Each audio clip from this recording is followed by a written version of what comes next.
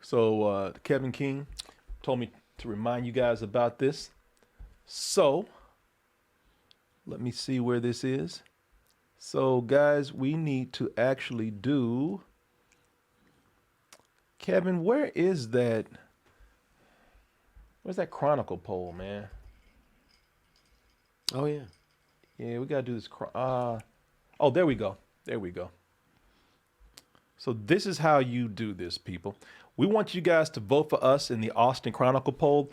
The Austin Chronicle is a local publication, and we've been nominated several times and won several times for best podcast, best local show. And we want to make that happen again. We didn't really push for it these last couple of years, but Kevin King, who always has our back and always helping us out, he's one of the best assets that we have here. Kevin King, we love you. And we love you for putting up these instructions for the Austin Chronicle poll. Now, here's the steps to do this. First of all, you're voting for us to be the best podcast here in Austin, Texas. And first step is to go to vote.austinchronicle.com. That's vote.austinchronicle.com. The Austin Chronicle part is AUSTINCHRONICLE. That is vote.austinchronicle.com, and you're voting for Double Toasted as the best podcast. And let me see here. I think he sent me some other graphics. Oh, there we go. So once you go to that site, what you need to do is you got to sign in. So I guess you register and sign in. And once you do that, you put your email address in there, your first name, your last name, and your zip code. You go to the politics and media section. That's the category that you want to vote for us in. And if you scroll down, let's see, 1, 2, 3, 4, 5, 6, 7. If you go down 7 categories to podcast, of course, that's where you're going to vote for us. You go in there and you just put in double toasted, like you see right there, double space toasted. And then you nominate. And simple as that, people. So we're counting on you. Help us out. And because we were voted best podcast in Austin, that's how we got Steve-O to be on the show. A long time ago. Cool. So we'd love to get him back. Just to see, like, all right, what's it like doing Jackass now that you're older? That'd be fascinating. And sober. Yeah. Yeah, we could probably, I mean, even if we don't get him personally, because he was trying to promote a show here in Austin, could probably talk to him, do an interview with him. For sure. On Zoom or something.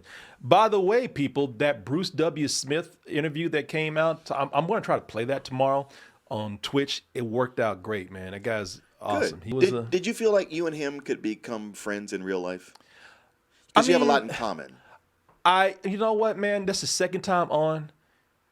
Listen, I felt like we could be, but at the same time, he's such a nice guy that that's probably just his nature, man. You know, he's talking like you could be his friend, and then you could probably be like, hey, man, we should hang something. Oh, no, hell no, man. I did the interview, all right.